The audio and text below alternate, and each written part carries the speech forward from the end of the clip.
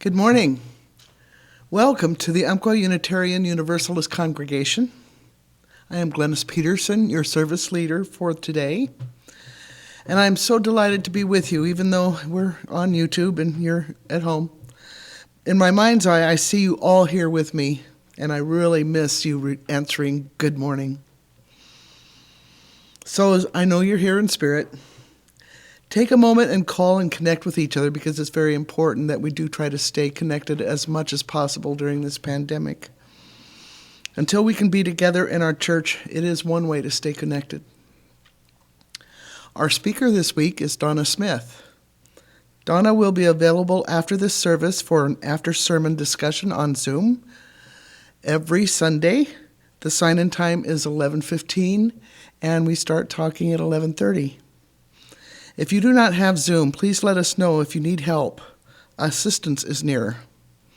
Michael Wheeler sends out emails every week with the links to the services and the after-service Zoom meetings every week. The same information is also in UmQuest. Please click on the subscribe button down below this video to make it easier to find us from week to week. Click on the little bell next to it so you'll be notified when there is a new recording on the channel. And if you're having difficulty hearing, click on the little CC button and it will bring up the closed captions.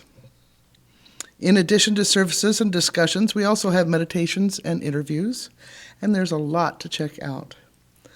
I want to thank Michael Wheeler and Lucy Swangham for their work producing these videos every week.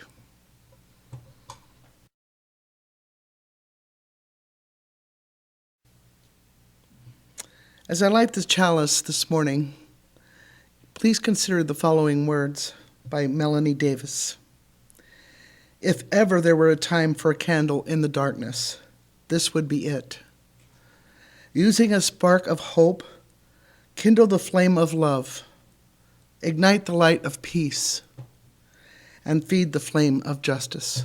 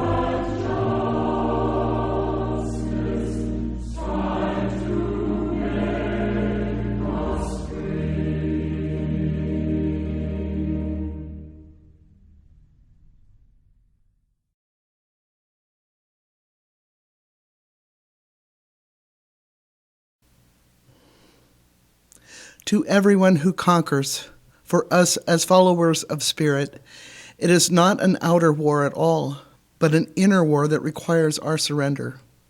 For us to be in the world, but not of the world. And yet, how many times have we not surrendered to that sweet Spirit that calls us in every moment? But when we do surrender to that spirit and go within, then and only then do we conquer. What a paradox. Only in surrender is there victory. Not an outer surrender or an outer victory, but an inner surrender and an inner victory of letting go and letting the divine essence of who you are flourish within you and through you.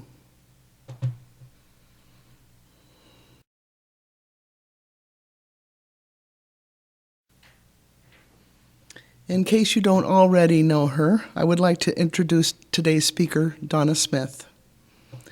As a Unity Worldwide Ministry spiritual leader, Donna's ministerial training has focused on pastoral care. Her heart is most joyful when she can help others find peace and joy in their lives. She is also a Unity chaplain, a Taizé prayer leader and trainer, a Reiki master and practitioner, a nonviolent communication teacher, a student and teacher of A Course in Miracles at UUUC, and is active in our Cares and Concerns ministry. Before pursuing ministry, she was a certified public accountant, operating her own business for many years. Since retiring, she does the accounting for Abyssella Winery in Roseburg on a part-time basis. Good morning, my dear UUU friends, on this third day of a brand new year. I think the majority of people in this world are very much ready for a new year of repair, rebirth, and rejuvenation. Last month in the Burning Bowl ceremony, we let go of things that we knew was just not serving us any longer. By doing this, we made room to accept what we do want in this brand new year. I encourage you to continue with this releasing process that the Burning Bowl teaches us, because releasing the old and accepting the new is an ongoing process of life. So it would behoove us to get very good at it. So let us welcome with open arms the new year 2021. I invite you to take the time to reflect upon and claim your gifts from 2020. Perhaps your heart opened wider, your generosity grew, or perhaps your compassion and understanding blossomed. Then I encourage you to open the door of possibility. We have all got to do this in order to reach out and accept the possibilities that the universe has waiting for us. Now, this morning we will be participating in the White Stone ceremony. And I love this ceremony because it is a ceremony that reminds us of our power and the unlimited possibilities that the universe has waiting for us. All we have to do is reach out for them. They're all free, and they're all there all the time. And oh, how I wish I could give you a white stone from Israel, Hebron, Israel. However, next year, I'm envisioning next year that we're all going to be here and we're all going to have these white stones so that we can do this white stone ceremony the way it should be done. For this morning, I hope that you all have had a chance to get a white stone, either from your own garden, from the riverbank, or from a craft store. However, if you did not get a white stone, it's okay. Our imaginations are very powerful.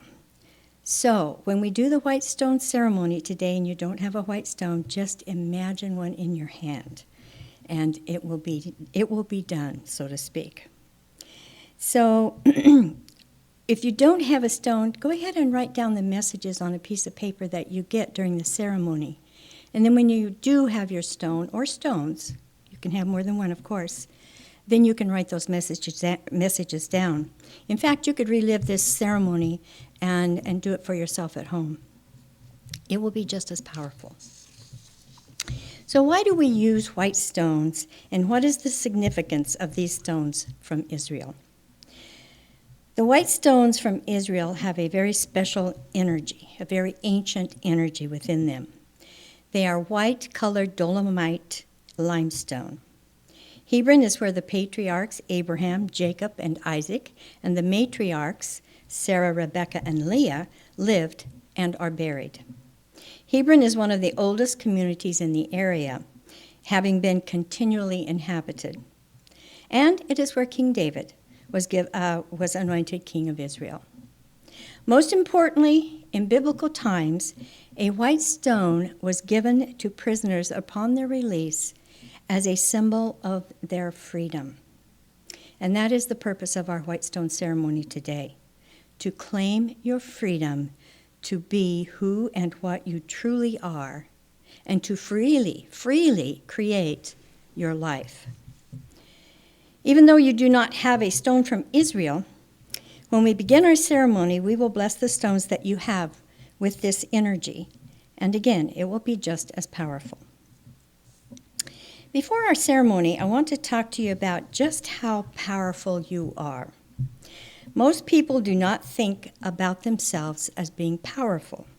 And I'm not talking about power over someone or something. I'm talking about your innate power as a divine being. Greg Braden and Lynn McTaggart have done extensive research in the power of focused intention on a population. I refer you to Greg Braden's book, The Isaiah Effect, and Lynn McTaggart's books, The Intention Experiment and The Power of Eight.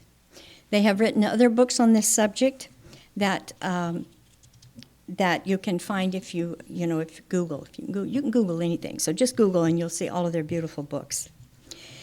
They have, in the Isaiah Effect, in the Isaiah Effect, Greg Braden talks about many of the efforts of groups to bring peace to many parts of the world through prayer, meditation, and intention.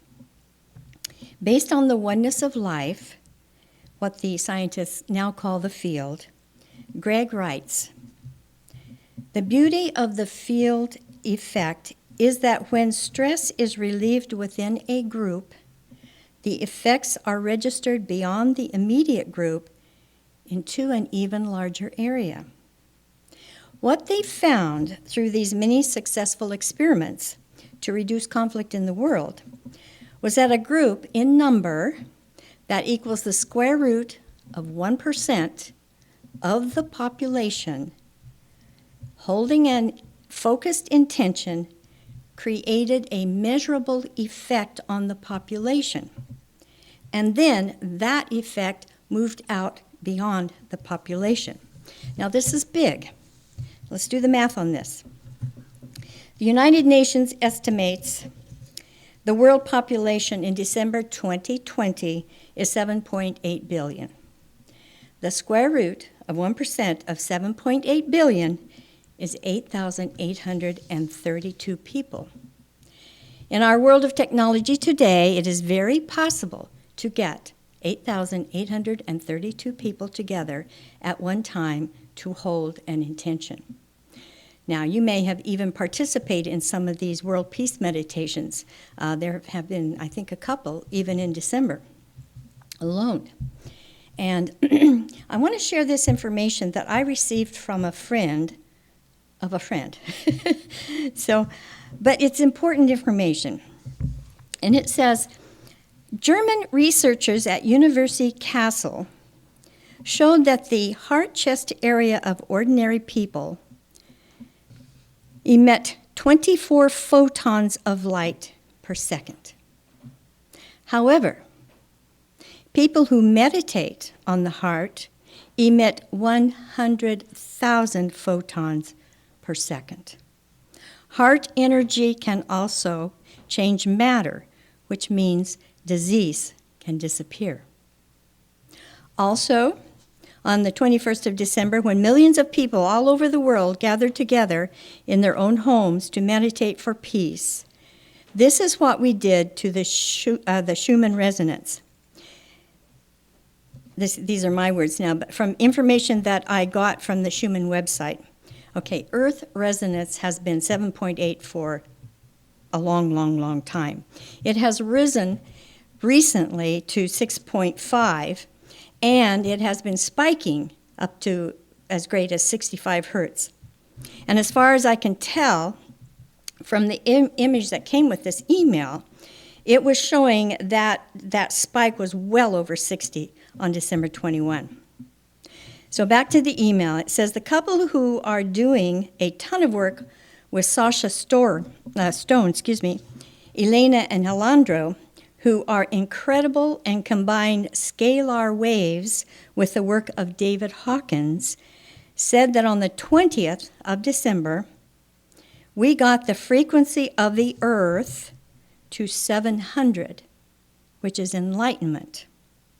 And on the day of the 21st, the Great Conjunction and the Great Convergence, Saturn and Jupiter, we got it to 1,000.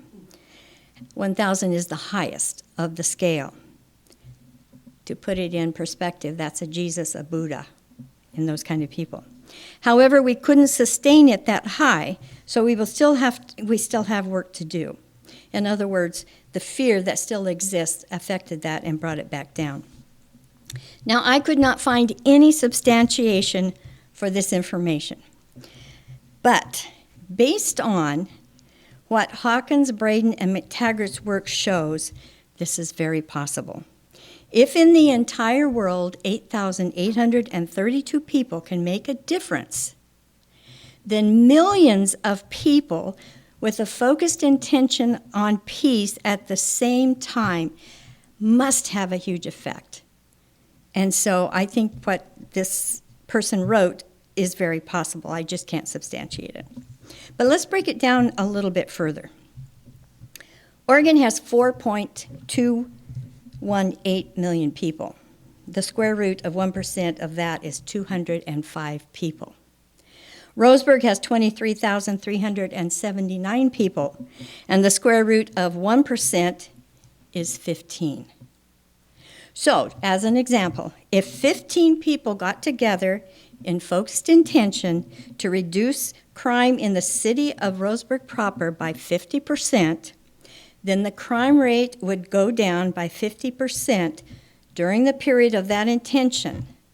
And then it will move beyond the city proper to the outlying areas and reduce the crime rates in those areas. So that is what that message was. And here, now this is really exciting to me. I really get excited about that. The square root of 1 is 1, right? Okay. The square root of 1% of 1 is 0.01. All right. Since we really can't have a fraction of a person, I'm going to round that up to 1. So what we have is the square root of 1% of 1 is 1. Okay? That makes sense, doesn't it? But what this really means is that you are the one who can create a measurable effect in you. Okay? You are the one. You don't need anybody else, in other words. A Course in Miracles says it only takes a tiny bit of willingness to change a thought and make a change in you. So, could that tiny bit of willingness be the 0.01? I don't know, but it sounds good, doesn't it? So, I don't know if we can relate those two, but I think what is really important here is to know that you do not need anyone outside of you, no one or anything, to help you make a desired change in you. In other words, it's all up to you, and here lies your power. Not only that, this is how you change your consciousness level. It's because you already have within you all of the resources that you will ever need. In fact, you are those resources. You are everything. So this is how we get our power back. Now, these numbers are based on mathematics and logic, right? Square roots and all of that. But here's the most exciting part of your power. As you continue to use your focused intention with passion, with feeling, and knowing, you will get better and better and faster at creating what you want. You will be unstoppable. Things will come into your life that are the answers to whatever it was you were thinking about, and you will be astounded because the universe works for you.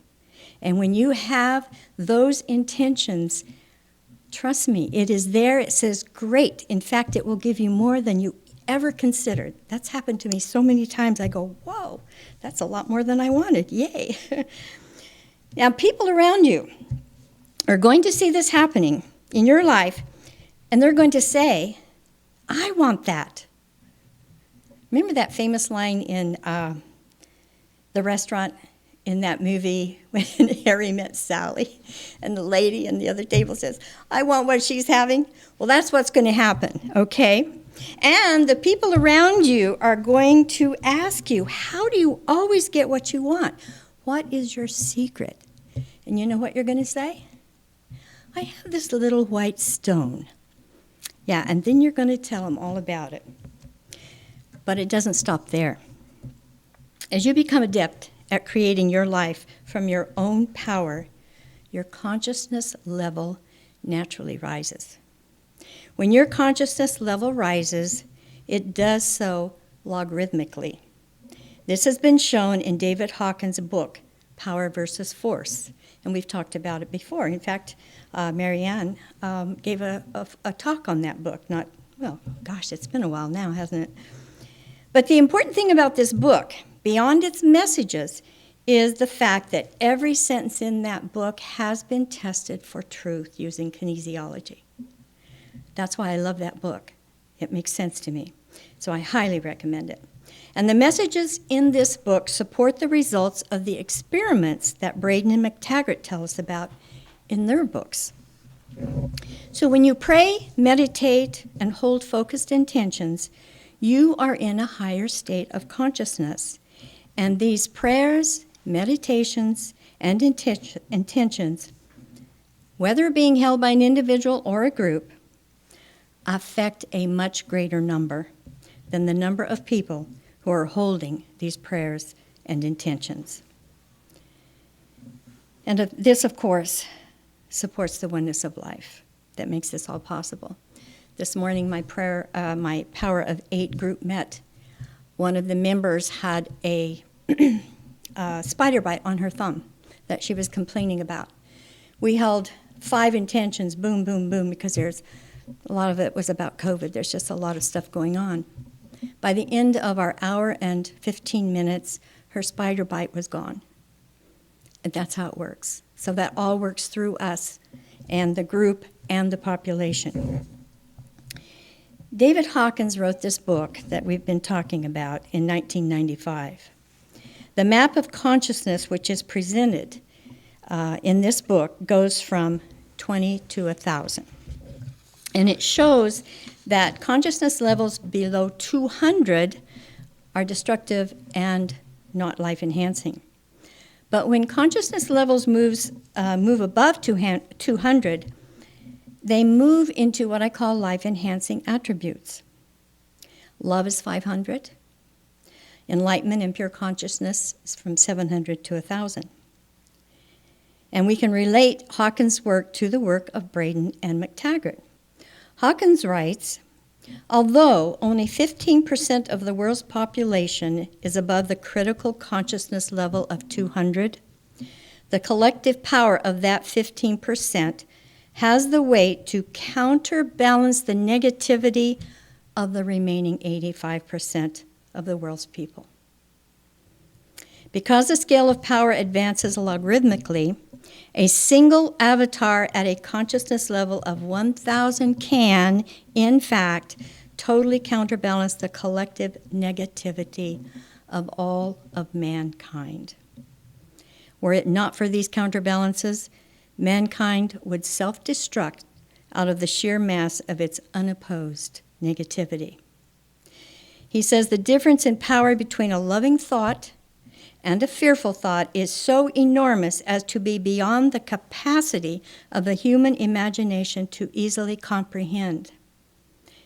We can see from the analysis above, however, that even a few loving thoughts during the course of the day more than counterbalances all of our negative thoughts. And they say 70% of our thoughts are negative. We don't even realize that. So I think this is a motivation too every night. Think a whole bunch of loving thoughts before you go to sleep. It counterbalances all those negative ones you've had all day. Now, on his scale, one individual at 700, which is considered enlightenment, counterbalances 70 million individuals below level 200. One individual at 600, which is peace, counterbalances 10 million. One individual at 500, which is love, counterbalances 750,000. And at the writing of this book, 1995, Hawkins said that there were 12 persons on the planet who calibrate at 700, and that 12 individuals at 700 is equal to one avatar at 1,000. So these people are counterbalancing all of the negativity of humanity, and I'm very grateful to them. December 21st was the great conjunction of Saturn and Jupiter. The great conjunction, which is switching to air signs, is a key point on this transition into the age of Aquarius and is destined to bring many themes into our lives in this new year. And some of those are a shift into more community-based living. Rather than looking to big governments or big businesses for support, we instead turn to smaller, community-run organizations and small businesses. More focus is going to be on the idea that we all thrive when the collective thrives, rather than focus on individuals trying to compete with one another to get to the top. It will also allow us to see that we truly are connected. It will help us start to open our minds to higher levels of consciousness that understand that there is no separation between us. So that is very powerful as we look at this new year and we look at what do we want. And I think most people are really wanting some peace and joy. And so Jupiter and Saturn is going to help us do that. What we know is that we are made of quantum energy. For 70 years, scientists have been telling us that we are little particles of quantum energy, and those little quantum particles can do miraculous things. In this field of quantum energy, all possibilities already exist. This alludes to the fact that every possible outcome of our lives is already stored in this field of energy all around us, and that we, usually unknowingly, choose the possibility just by where we focus our energy. The word focus again, focused intention. Now this can open up a whole new possibility, a whole new possible way of thinking. Greg Braden says that we imagine with our mind, and that's how we lock that possibility into place. With our heart, we give that possibility life. Thought happens in the upper chakras, and emotion happens in the creative center. They say our emotions are only two, love and fear. When we think a thought in our mind, we give the thought life through these two emotions, love or fear. When we place love or fear into that thought, we create a feeling. The union between the emotion and the thought, that's what a feeling is. And feelings take place in the heart. Our beliefs derive from our feelings, then translate the quantum possibilities that we imagine and focus on into the physical reality of the world. He says belief is what translates those possibilities into the atoms of the world. Now that may sound complicated, but it's really simple. Our thoughts and our feelings create our reality, and everything is out there for us, and we have the power to choose what we want. That's what that is saying. And now, I talk a lot about the heart because that is our power center. The heart's electrical and magnetic field is 100 times stronger than the brain. That's why I talk about going to your heart for your wisdom. We need our brains, yes, but we need also that wisdom of the heart. And the heart is the one that rules. We always thought it was the brain, but it's not. It's the heart. We just don't understand that yet.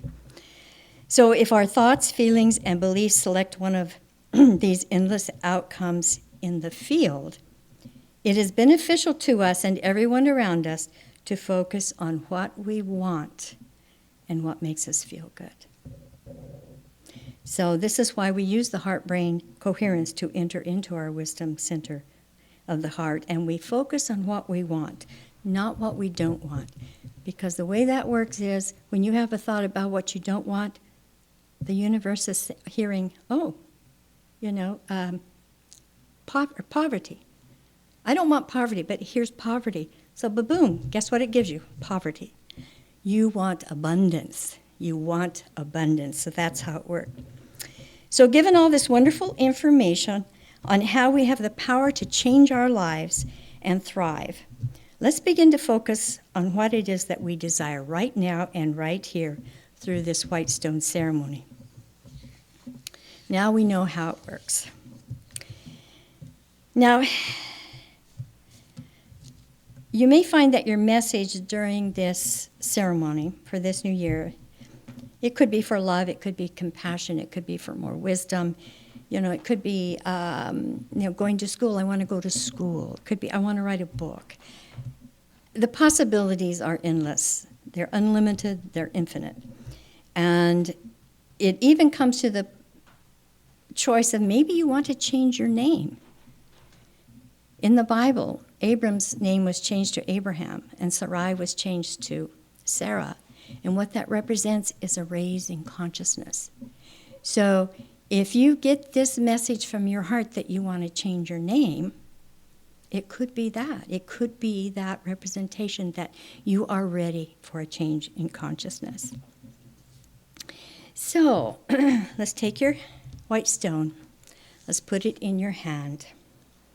And let us bless each stone as a symbol of our attention and our intention to take back our power and to be free to create the life that we desire.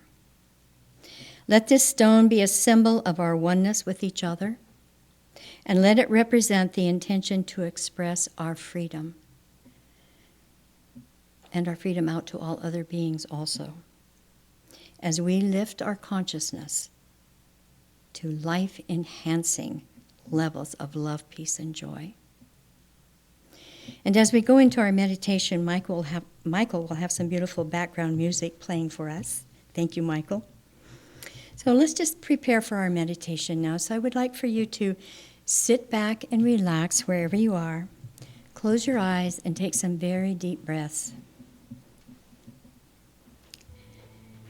Take that journey from your head to your heart and bring your heart and brain into coherence by focusing on your individual divinity.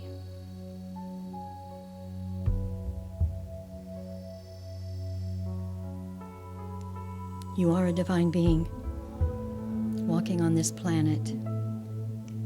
You are good, you are holy, and you are beautiful.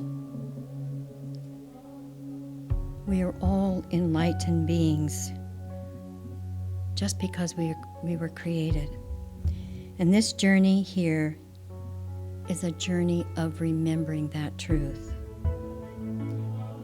Feel this within your heart and be willing to love yourself deeply. Surrender to your higher self, where you are given peace and an entirely new energy and nourishment. So as you hold your white stone, feel its energy and fill your white stone with your loving energy. Each of us comes from bondage of some kind, and this white stone is to symbolize your freedom from all bondages today and right this very moment. So this white stone represents a clean slate. You are moving forward, leaving all that does not serve you behind for transmutation. So as you relax and breathe, allow your deepest desires to come forth. Let them flow into your heart and mind from the depths of your soul. Allow the divine to move through you to express a very powerful symbol of who you have become, who you are becoming, or who you would like to become. Desire is innocent. Allow it to flow. What is your desire? We will go into the silence now. When you know, write it on your white stone.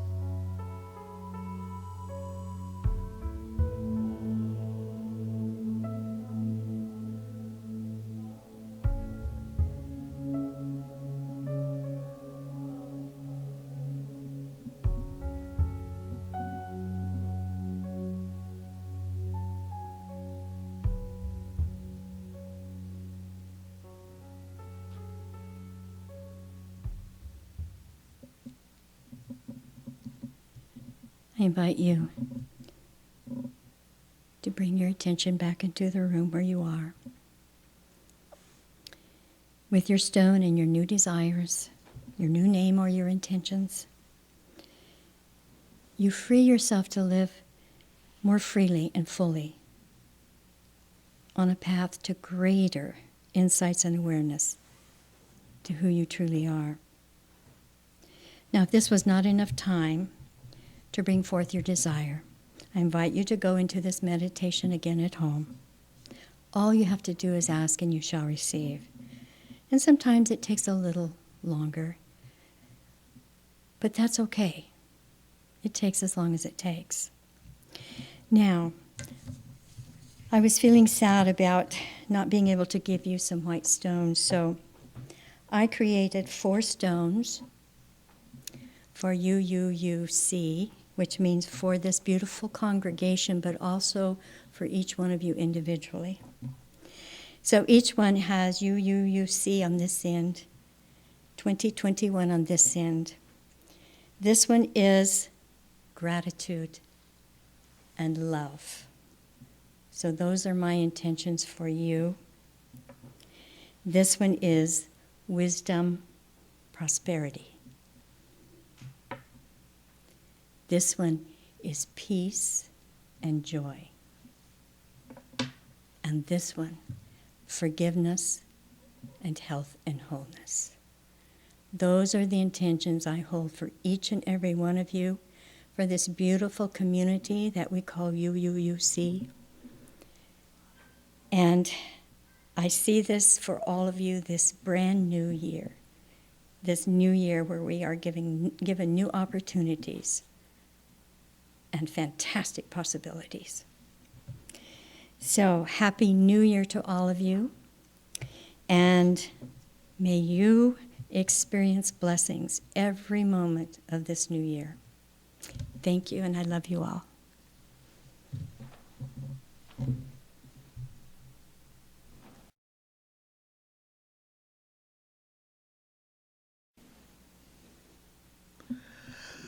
Our closing words this morning are from Donna Smith. As you hold the white stone in your hand, let it represent all that is new and good and holy and beautiful that is in your heart.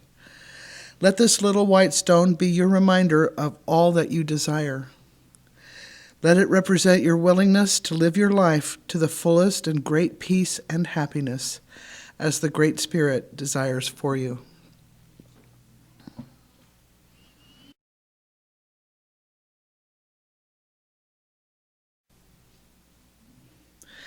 As I extinguish the chalice this morning, please keep in mind the words by Maureen Killoran. This is the message of our faith: to act with passion in the face of injustice, to live with courage in the midst of life's pain. This is the meaning of our chalice flame. May it all empower our hearts until we are together again.